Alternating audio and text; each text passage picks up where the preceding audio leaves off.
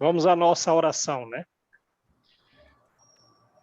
Mestre Jesus, aqui estamos, Senhor, retornando com felicidade nos corações ao nosso estudo de sempre, ao estudo das obras de André Luiz e de Kardec, que hão de nos auxiliar na nossa regeneração interna.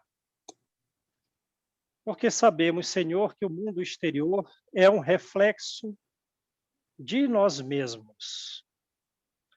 Assim, Jesus, com essas obras, com esses conhecimentos, fazes tu que a mediunidade do teu Espírito jorre sobre todos nós. Que estejamos, então, aptos à recepção dessa água pura, para que nós próprios possamos nos purificar. Pois sabemos, Jesus, que é da prática boa dos nossos atos que nós estaremos recuperados do nosso pretérito e caminharemos em direção à felicidade que sempre desejamos. Assim, Jesus, somos muitos, mais de 2 reunidos em teu nome. Derrama, Senhor, a sabedoria, os bons sentimentos e as virtudes, para que essa chuva de luz tua permaneça para sempre em nossas almas e consigamos fazer essa semente germinar, gerando a serenidade e a felicidade que tanto almejamos. Abençoa, Senhor, os irmãos que retornam à pátria espiritual por esse processo de pandemia ou por qualquer outra razão, que eles sejam amparados. E auxilia-nos também, fortifica-nos, para que nós aqui contribuamos nessa regeneração do mundo. Abençoa-nos hoje e sempre, graças a Deus.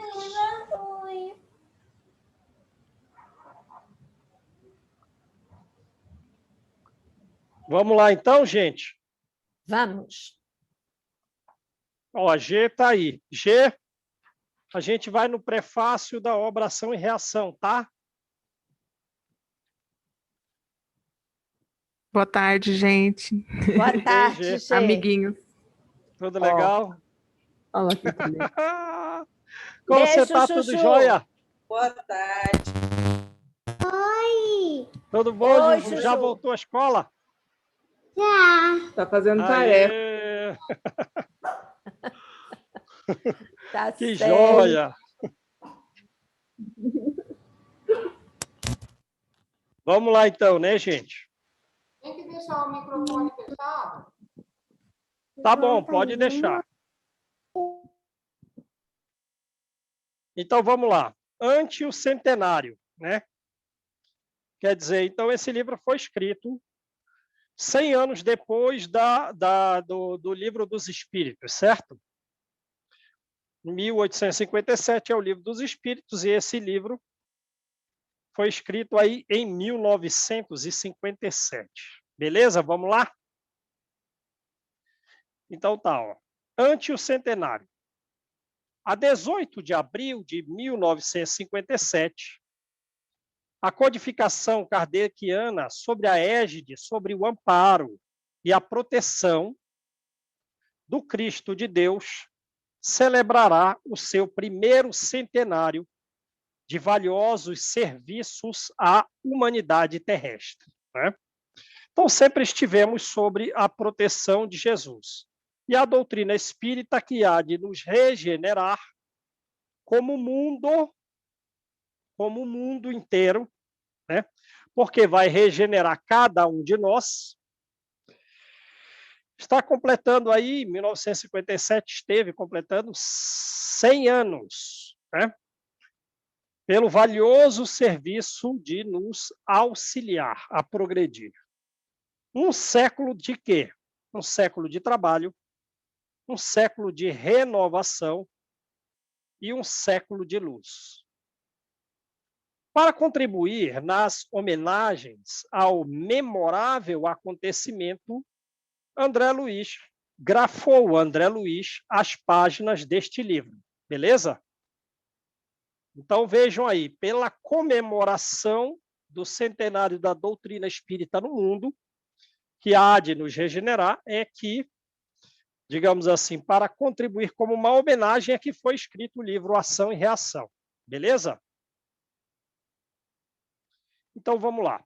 Escrevendo-o, nosso amigo desvelou uma nesga das regiões inferiores, quer dizer, um trecho pequeno, um pedaço pequeno, uma região pequena, um pedacinho pequeno das regiões inferiores.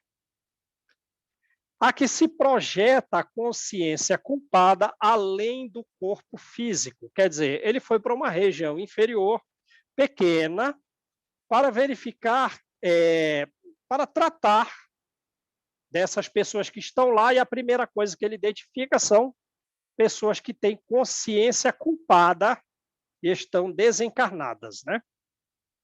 Com que finalidade? Então, esse é o objeto do livro, né? É essa região inferior na qual estão consciências culpadas. Esse é o objeto. É uma homenagem ao centenário kardeciano, mas há uma outra finalidade. Qual? Para definir a importância da existência carnal como verdadeiro favor da misericórdia, da divina misericórdia. Então, para um ponto.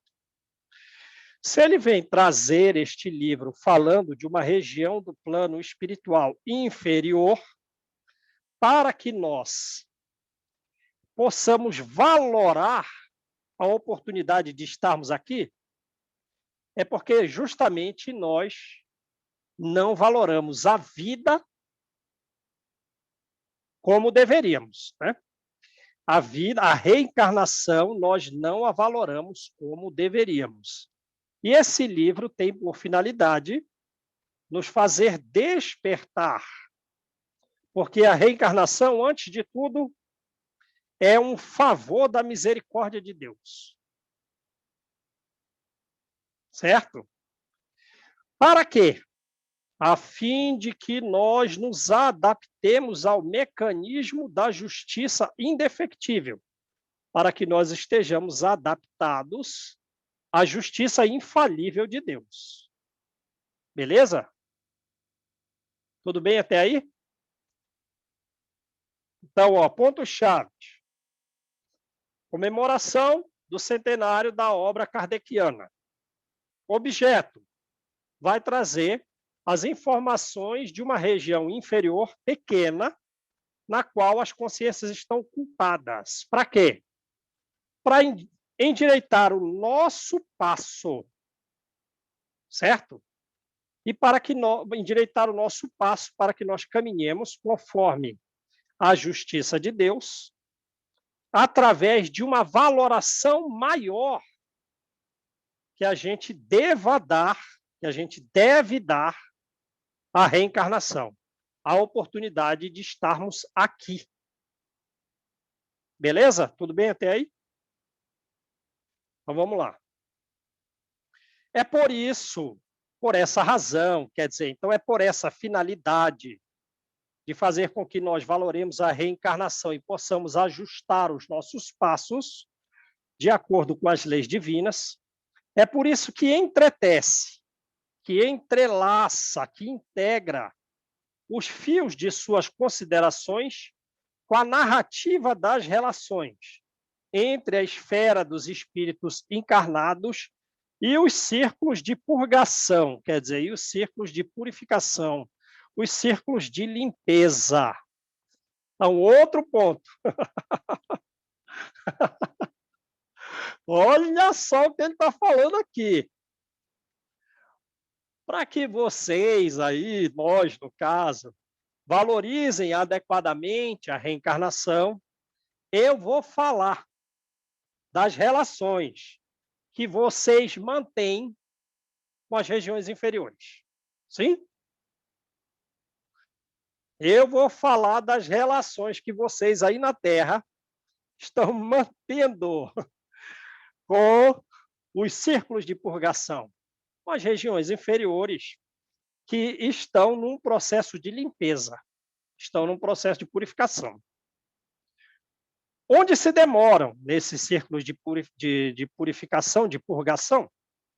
Os companheiros desenfaixados da carne que se acumpliciaram na delinquência, né? Por que eles estão nesses locais? Porque eles praticaram delinquências, né? Eles se tornaram cúmplices. Em regra, os equívocos são praticados, né, no mínimo de 2 para cima de pessoas, né? Então, eles se acumpliciaram nos desvios, na delinquência, criando. Então, não precisava, mas criaram. Pelos desvarios, pelos desatinos, pelas extravagâncias da própria conduta, o inferno exterior.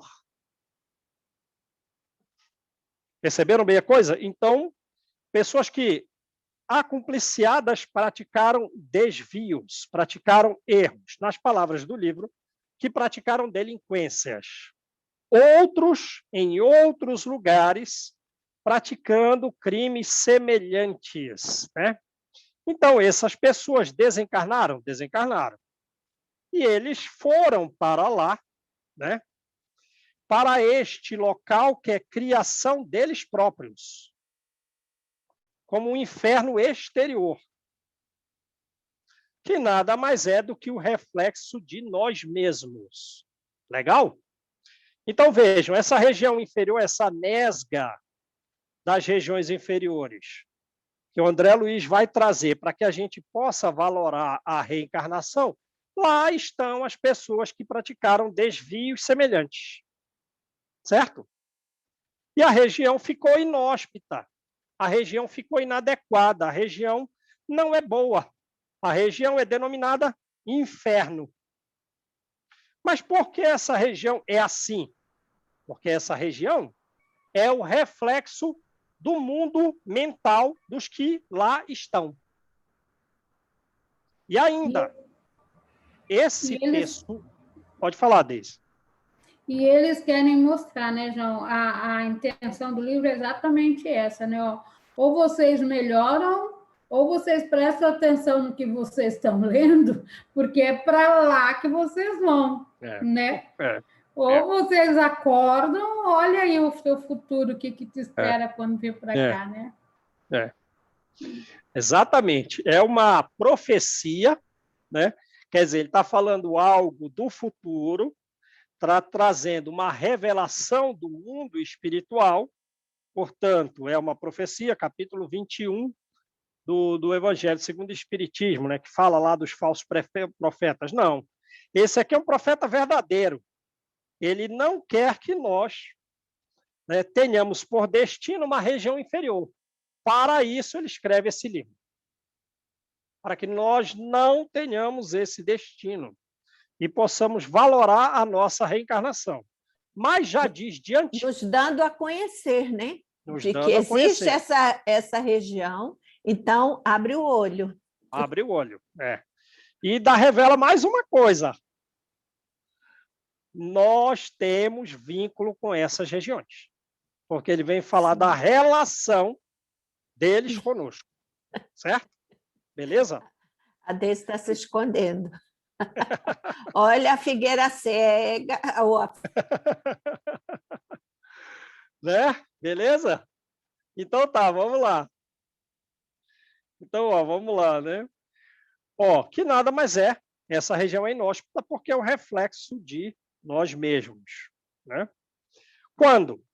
Quando é que nós estamos vinculados a esses espíritos de região inferior?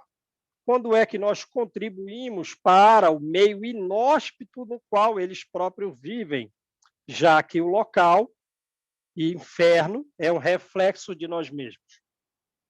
Quando pelo relaxamento, não vou curtir a vida, não vou me dedicar ao estudo ou à prática do bem. Eu quero descansar e curtir a vida. Então, você vai estar vinculado nessas relações com os inferiores. Pelo relaxamento, pela crueldade, né? Nos entregamos à prática de ações deprimentes.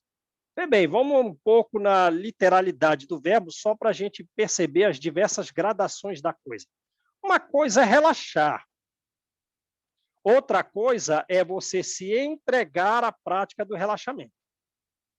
Questão que comporta grau bem distinto, bem significativo, ainda mais que a gente sabe que o repouso é necessário para a recuperação das forças e para dar uma liberdade maior à nossa consciência. Quer dizer, algum momento de repouso é útil porque faz com que a nossa mente se eleve.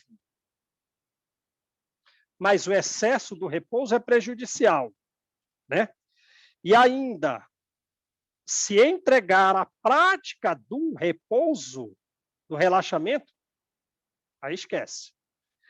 Cometer alguns desvios, ser uma vez ou outra agressivo, é uma coisa. Agora, a pessoa se entregar à prática da crueldade, pelas reiteradas práticas de ações deprimentes, é um grau muito mais grave, sim?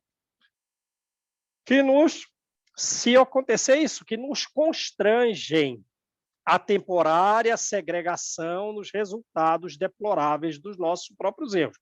Então, é o que a Deise falou aí. É o que a Deise falou. Se nós nos entregarmos à prática do relaxamento, do repouso, se nós nos entregarmos às questões da prática do mal, das agressões, de prática de ações deprimentes, nós estaremos segregados como uma consequência dos nossos próprios erros em regiões deploráveis. Sim? Então, ele falou numa linguagem mais sutil que a Deise disse. O que a Deise falou, né? Para evitar que nós, né, tenhamos por destino essa nesga de região inferior. Então, vamos lá. Meu Deus, então existe uma punição pela prática de ações deprimentes? Existe. Vai para um lugar ruim? Vai para um lugar deplorável. Então, vamos lá.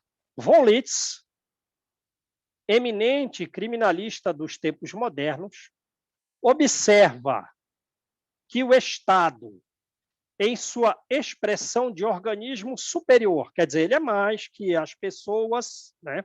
Ele é mais que as pessoas jurídicas do direito privado.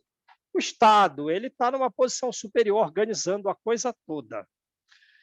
E excetuando-se, como é claro, os grupos criminosos que, por vezes, transitoriamente o arrastam a funestos abusos, quer dizer, de vez em quando, e a gente vê aí muito frequentemente, no Brasil ocorreu com muita frequência, e também em outras nações, que às vezes o próprio Estado, que é um órgão superior, às vezes ele está na mão de grupos criminosos, certo? Às vezes o Estado está na mão de grupos criminosos. Mas, à exceção dessa parte, né, conforme esse criminalista Von Litz, eu não sei se é assim se pronuncia corretamente, alemão, sei que ele é alemão, né? Ele fala o seguinte, que o Estado não prescinde da pena a fim de sustentar a ordem jurídica. Ora, prescindir é não necessitar. Não prescindir, então, necessitar. Certo? Então, o que ele está dizendo? O Estado necessita punir. O Estado, com os juízes, com os promotores, com o Ministério Público, com a polícia, civil ou militar, ele precisa aplicar a pena a fim de sustentar a ordem jurídica, a fim de manter a ordem pública, certo? o Estado necessita punir as pessoas que estão praticando desvios, certo? Para que ele se mantenha como Estado. A necessidade da conservação do próprio Estado justifica a pena. Quer dizer, se não existe a penalidade, não existiria o próprio Estado. O Estado se conserva como Estado, com uma ordem jurídica de manter uma certa harmonia e equilíbrio entre as pessoas, naturalmente, através de outras razões, mas uma delas é a punição, a aplicação da pena. Beleza? Isso foi o que disse esse jurista alemão aí, von Litz. Com essa conclusão, apagam-se quase que totalmente as antigas controvérsias entre as teorias de direito penal. Quer dizer, a gente não vai estudar aqui a história do direito penal, né? Não precisa. Mas esse jurista alemão, ele colocou um fim nas teorias a respeito da punição no direito penal. Ele disse, olha, se não há punição, não haverá o próprio Estado, não haverá uma ordem jurídica, uma ordem pública, uma manutenção de uma certa harmonia social. Uma vez que nesse ou naquele clima de arregimentação, quer dizer, de reunião de um grupo organizado, de uma incorporação num regimento política, a tendência de punir é congenial. Ainda disse mais, né? Estamos num grupo? Estamos. Nesse grupo, a ideia de punição, uma tendência nossa de aplicar a corrigenda aos que se desviam no grupo, é congênita nossa. Deu para entender o que ele está falando? É congênita ao homem comum. Ao homem comum. Em face da necessidade de manter, tanto quanto possível, a intangibilidade da ordem no plano coletivo. E ao homem incomum, ao homem incomum, ele passou da fase da punição, tá vendo? Ele está do mundo feliz para cima. Então, lá não tem uma necessidade de ter direito penal. Passou tanto tempo, o que é isso, direito penal? Não, no mundo, para o homem comum, isso se foi. Mas agora nós, que estamos aqui no mundo de provas e expiações, caminhando para a regeneração, somos ainda comuns. E no nosso coletivo, já nascemos com a tendência congênita de aplicar uma punição para a manutenção da ordem coletiva entre todos nós. Beleza? Então tá, olha lá o que ele está falando. Olha lá o que ele está falando. O livro foi escrito para homenagear o centenário da obra kardeciana. Para isso, ele revelou um pedacinho pequeno de uma região inferior onde estão as consciências culpadas, certo? Com a finalidade que nós valoremos a nossa vida atual, para que a gente acerte o passo nessa vida, né? E para isso, ele vai mostrar as relações que nós possuímos com essas regiões inferiores, para as quais nós podemos estar destinados, e lá seremos segregados como uma espécie de corrigenda do erro praticado aqui. Certo? E é uma região inóspita, chamada de inferno, mas ela é uma consequência do nosso mundo interno. Aí ele vem falar, olha, até os juristas do mundo sabem que há uma necessidade de punição para a manutenção da ordem e da harmonia coletiva. Beleza até aí? Então vamos seguir. Ó. André Luiz, contudo, faz-nos sentir que o Espiritismo revela uma concepção de justiça mais ampla. Então, vejam bem, a gente estava falando de punição, né? De corrigenda, que os homens os homens comuns, eles têm uma tendência congênita a punir um ao outro para a manutenção da ordem coletiva. Só que a justiça de Deus, não estamos mais falando em punição, estamos falando da justiça de Deus, é mais ampla que tudo isso. Beleza? É mais ampla que tudo isso. A justiça de Deus não é só punição, como pensam os homens, num raciocínio limitado, né? Vamos punir para manter a ordem pública. E olha que demorou para chegar a essa ideia. Boa, boa. Porém, um tanto limitada face à justiça divina que o Espiritismo nos revela. Não é outra teoria que não a doutrina espírita que nos revela uma justiça divina mais ampla. Então, vamos lá.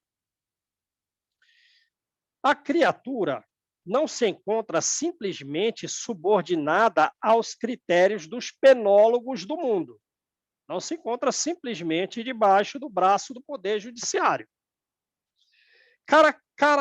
Categorizados à conta de cirurgiões eficientes no tratamento e na extirpação da gangrena social. Quer dizer, então o Poder Judiciário ele é um corpo de médicos que vai tirar, né, aquele mal e segregar do corpo coletivo, certo? Ele fez uma analogia entre os penólogos do mundo, o Poder Judiciário e as ações do Poder Executivo para se fazer cumprir, e os médicos cirurgiões, que retiram uma parte podre nossa, uma parte inadequada nossa, quando a coisa não está boa, né? Certo? O Poder Judiciário e as ações do Executivo através da polícia faz a mesma coisa. Não, você tem que ficar preso. Esse está sendo um dano para a sociedade. Mas só que o homem não está só vinculado a essas leis humanas. Primeiro, então vamos lá. Estamos falando da justiça mais ampla de Deus, beleza? Então vamos lá, falando da justiça mais ampla de Deus. Quanto mais esclarecida a criatura, tanto mais responsável, entregue naturalmente aos arestos da própria consciência. Ou seja, tem esclarecimento? Tem. Então a pessoa fica meio que entregue a ela mesma a buscar as suas soluções, a buscar as resoluções da sua dificuldade.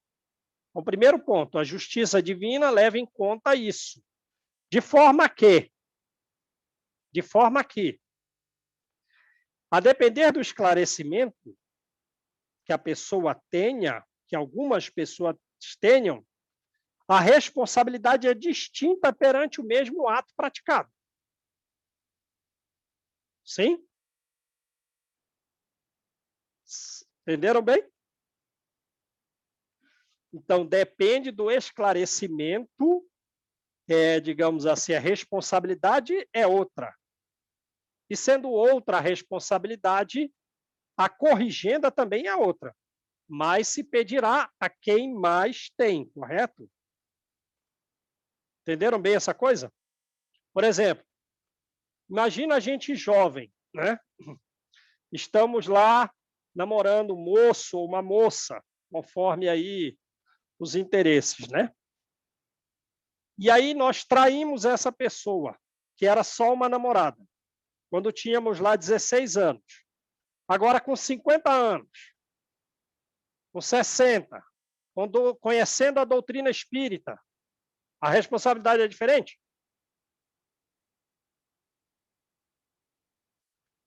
Percebem bem a coisa? João, O abraço... E o pior é que lá não dá nem para a gente falar que entendeu, mas não entendeu, né? Lá tipo não assim, tem... ó, você está explicando, aí eu vou fingir que eu não entendi e vou para lá. Não é, né? A coisa é mais complexa essa justiça, porque além da justiça, além da punição que a gente passa, a gente tem que reparar, né? Isso é ótimo, né? Porque lá na justiça do Penólogos do Mundo não falou em reparação. Falou só o seguinte: tu vai ficar segregado. Tu vai ser punido porque eu tenho que manter uma ordem na sociedade. Agora você revela um ponto que ele vai chegar ainda, se o raciocínio foi à frente, que é falar de uma justiça mais ampla. A justiça divina mais ampla que a humana. Né? Beleza, então a primeira coisa, na justiça divina, quanto mais esclarecimento, maior a responsabilidade. Quanto mais esclarecimento, a pessoa está mais entregue à própria consciência na busca da solução dos seus desvios. Na Terra ou fora dela. Toda vez que se envolver nos espinheiros da culpa. Beleza? Então, digamos, a gente está aqui reencarnado. Né? Estamos aqui reencarnados. Beleza. Mas eu estou limpinho. Não tenho passado nenhum. Deus me fez agora assim como um quadro branco e apagado, certo? Não, né? Eu já tive história para trás, todos nós. E essa história nossa é um espinheiro de culpa. Hã? E essa história preguiça nossa é um espinheiro de culpa que nós nos envolvemos. Mas agora, mais esclarecidos, né, somos responsáveis a nos libertar desse espinheiro de culpa.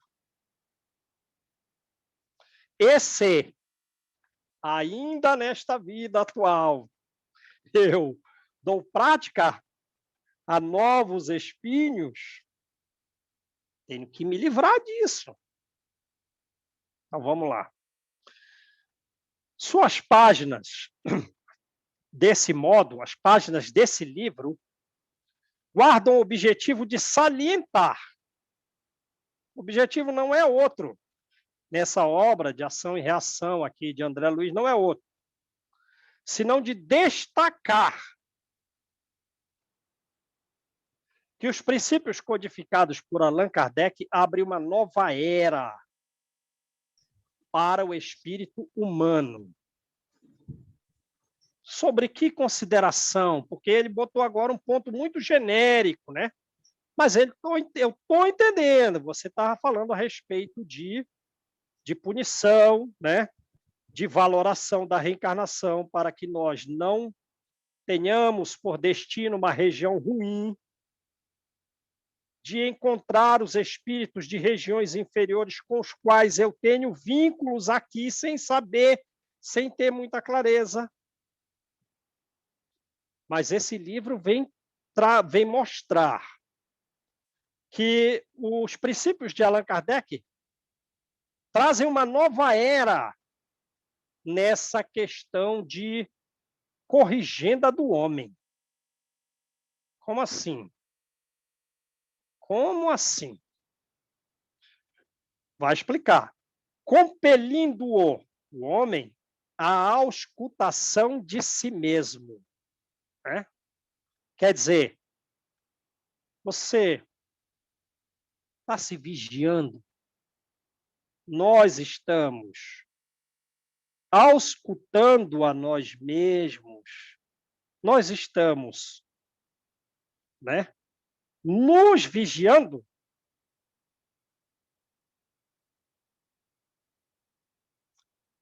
Nos reajustes dos caminhos traçados por Jesus ao verdadeiro progresso da alma. Ó, então vê que a justiça divina ela é mais ampla. Primeiro que ela dá o que disse a Daisy, né?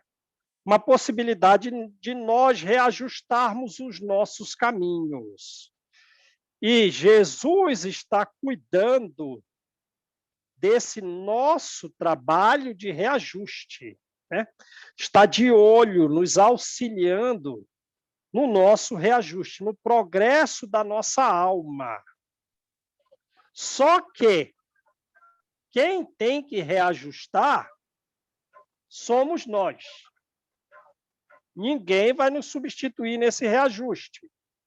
E para que nós nos reajustemos, ele mandou Allan Kardec trazer os códigos que podem nos levar, caso pratiquemos, a uma felicidade que jamais tivemos.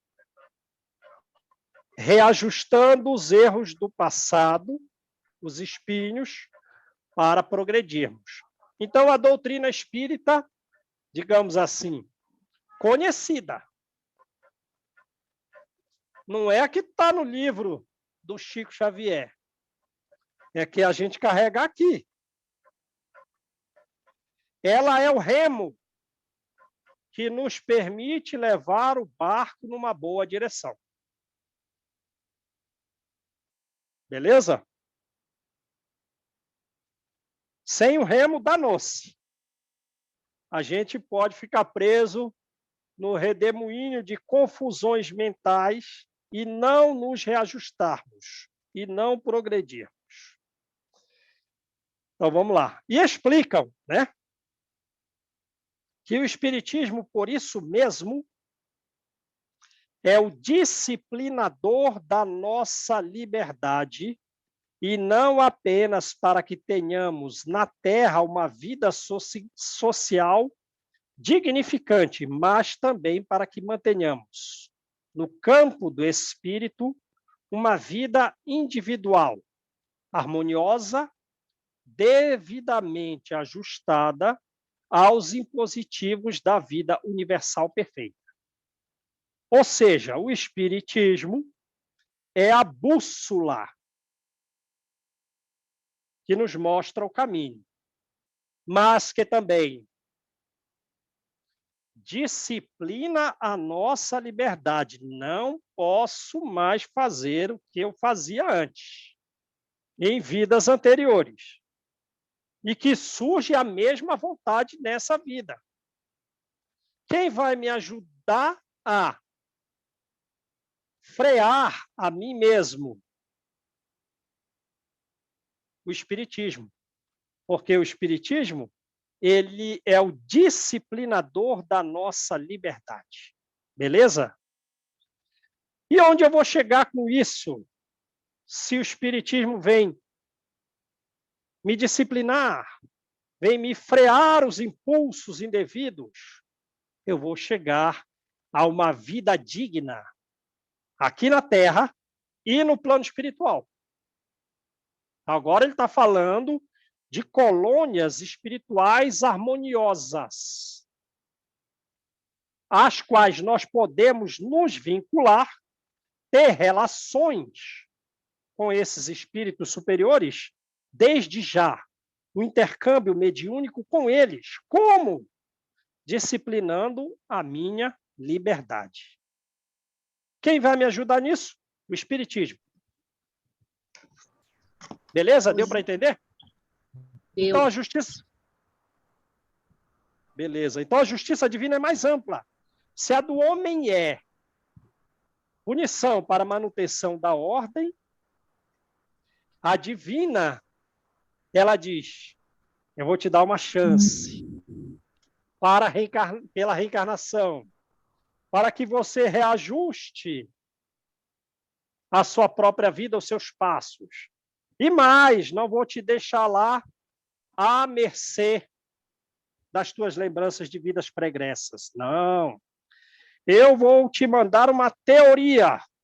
Eu vou te mandar uma ciência filosófico-religiosa, mas que tu tem que aplicar a ti mesmo, para que, em vez de você ter como destino essa região inferior que nós mostraremos nesse livro, não, você possa ter como destino, e desde já, vínculos com espíritos de colônias elevadas.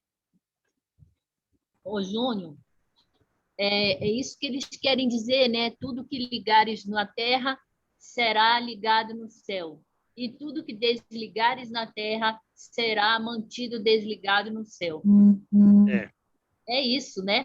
é isso. Todas as virtudes que eu adquiro aqui, eu vou para lá e mantenho. E todos os vícios que eu perdi aqui, que eu me esforcei para isso, eu vou para lá e vou manter perdido no céu, não é isso? É, verdade. E ainda mantém algo mais amplo. Isso que você falou é plena verdade. Vamos trazer um tijolo para colocar do lado desse que você trouxe. Qual? Nós temos um grande trabalho, por sermos espíritas, de propagar a doutrina espírita. Porque propagando a doutrina espírita, nós estamos fazendo com que outros espíritos, que são nossos irmãos, também estejam ou desejem estar vinculados a essa chuva de luzes, para que eles também vençam os seus espinheiros, para que eles também se vinculem ao plano espiritual superior, desvinculando-se dos inferiores. Beleza? O interesse do Espiritismo não é outro senão a regeneração do mundo. Então, digamos assim, nós começamos a caminhar para o período da regeneração, a qual todo mundo abriu o olho agora por causa da pandemia, né? E o Divaldo vem trazendo, através do Manuel Filomeno Miranda, infinitos conhecimentos atuais, e parece que o homem abriu o olho. Abriu o olhão agora, a regeneração. Mas esse é o objetivo do Espiritismo desde 1857, conforme a mensagem de François Nicolas Madeleine, no capítulo 5 do Evangelho segundo o Espiritismo. Nós não temos outro objetivo, senão através dessa doutrina de regenerar o mundo. Então, começou lá. Né? Então, vamos lá. João, então, mas eu vejo assim, que ele mostra também, assim, ó, eu vou trazer aqui uma parte do que pode te acontecer. Né? Eles falam assim, eu vou trazer aqui uma parte do que pode acontecer, mas eu vou te dar o conhecimento pela doutrina espírita daquilo que te convém. Agora, o livre-arbítrio está com você ainda. Exato. O livre-arbítrio está com o que você vai fazer com as informações. Vai continuar ou não, né? Exato. E porque em nenhum momento ele cessa o seu livre-arbítrio. Ele só mostra. Aí, para que lado que você quer pender, ainda a bola está com você.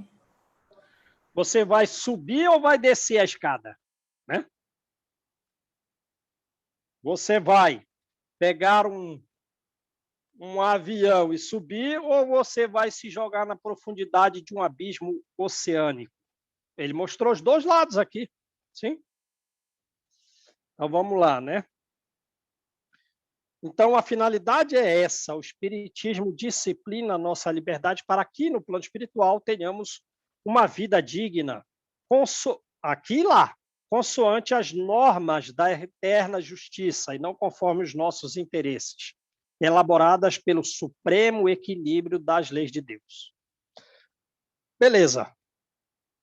Eis porque, apresentando-as ao leitor amigo, reconhecemos nos postulados que abraçamos não somente um santuário de consolações sublimes. Quer dizer, então eu vou trazer essas normas da eterna justiça neste livro aqui para vocês. Beleza.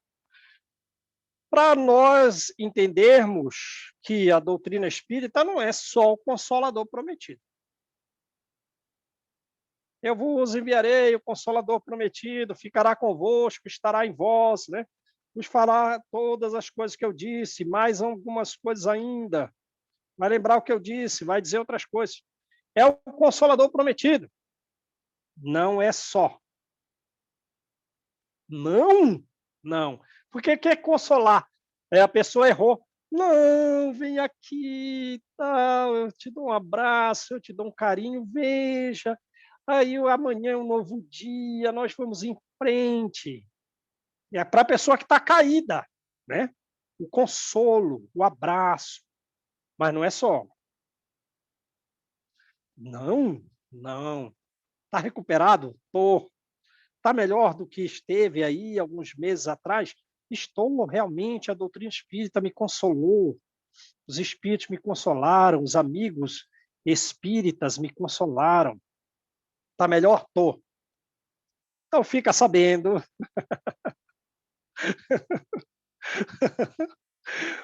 Fica sabendo também, né? Mas também um João, templo de... E aquela história assim, eu tenho duas notícias para te dar, uma boa e outra ruim. Aí qual que você quer primeiro? A boa. Ah, então, o Consolador prometido e tal. A ruim, se você não entrar no caminho certo, você vai para cá. Exatamente. Mais ou menos assim, né? Resumiu, bem resumido, é isso aí. Mas também um templo de responsabilidades definidas. Olha o que ele está elevando a seriedade da coisa, porque ele não disse simplesmente assim, é um conjunto de responsabilidades que você tem que ter aí diante da vida. Ele disse isso? Não. O que ele disse? Ele disse, é um templo de responsabilidades bem definidas. É um templo. Não é assim, um conjunto de normas aí. Me dá aí o Código do Direito Civil aí. Dá aí o Código do Direito Penal, deixa eu ver aqui. Né? Não, é um templo de responsabilidade. Para considerar que a reencarnação, na qual estamos, é um estágio sagrado. É uma oportunidade sagrada estar aqui. É uma oportunidade sagrada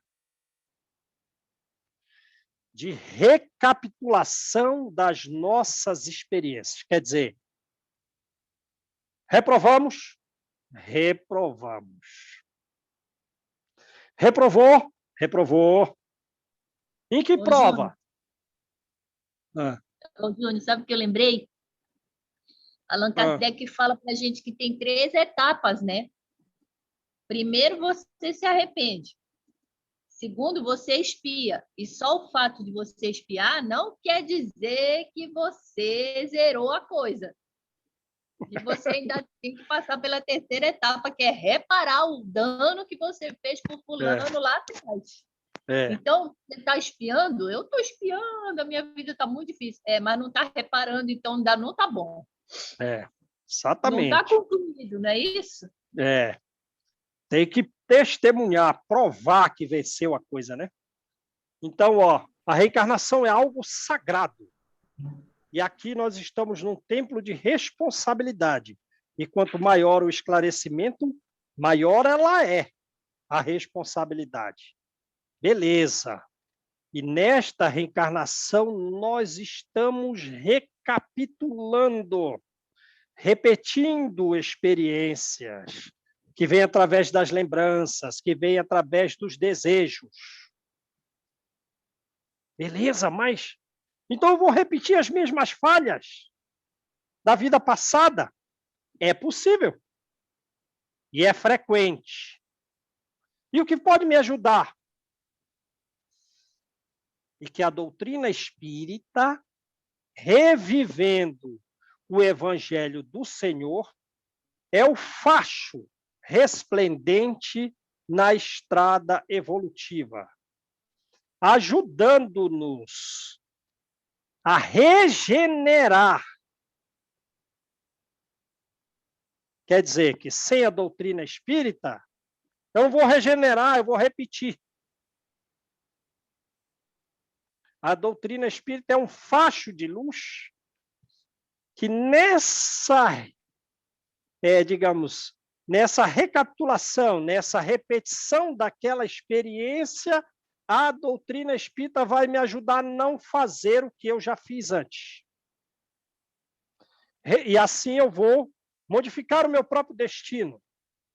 E assim eu vou, com o auxílio da doutrina espírita, nesta oportunidade de recapitulação, edificar, construir uma felicidade real.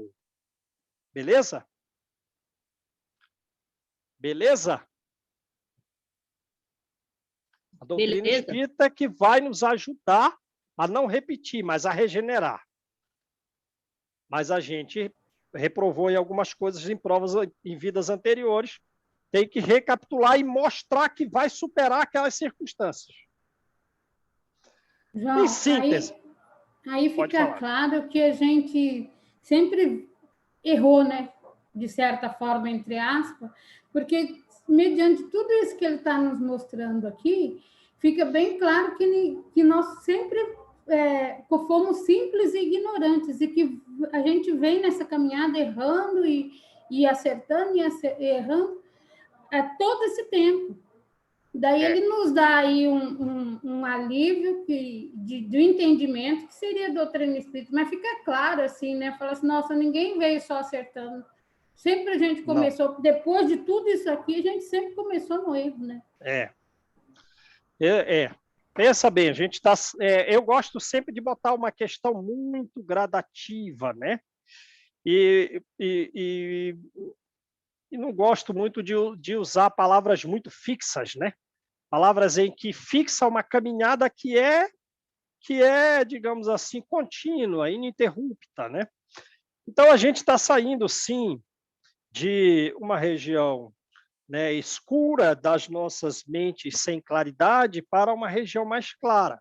E, nesse passo, os erros vão diminuindo e os acertos vão aumentando. Mas de uma pessoa para outra, ou comparando nós mesmos hoje com o que éramos no passado, o esclarecimento nos dá de oportunidade de vencer. E esse esclarecimento vem pela doutrina espírita. Mas, diante disso, ainda que esclarecido, caiamos em erro, a responsabilidade é mais grave. Beleza? Então, pensa bem, espíritos que são muito inferiores de região ruim, dessas regiões inóspitas, não fica pensando que são ignorantes. Eles são, às vezes, uma inteligência muito alta que nós não possuímos, mas que eles, digamos assim, tendo uma possibilidade de progredir, foram responsáveis pelos erros. Tem uma queda mais significativa, né?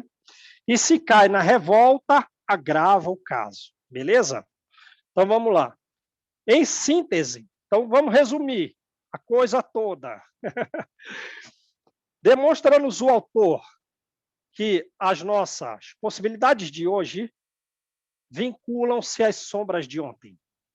Então, ninguém está aqui limpo. Exato. As oportunidades de hoje estão vinculadas às sombras de ontem. Mas a doutrina espírita vai nos tirar da sombra. Com certeza. Exigindo-nos, já que vamos valorar a reencarnação, um trabalho infatigável. Olha o que ele está falando, gente. Olha o que ele está falando aqui.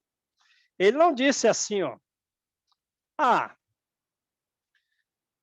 É só trabalhar um pouquinho, vamos fazer aí alguma coisa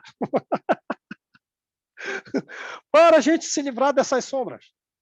Não, ele falou isso. Vamos fazer alguma coisa aí no sábado ou domingo. Vamos levar no sábado uma sopa, um feijão, uma roupa, um sabonete, um sabão de lavar roupa. Ele falou o seguinte aqui, ó. Exigindo-nos um trabalho que a gente não pode dizer que está cansado. Falou ou não? Um trabalho infatigável. Então não vem dizer, né? Vou fazer só uma vez na semana. Com exigência de um trabalho infatigável no bem para a construção do amanhã, sob as bases redentoras do Cristo. Quer dizer, Jesus está nos ajudando. mas a ajuda dele vem conforme o grau do nosso esforço numa busca de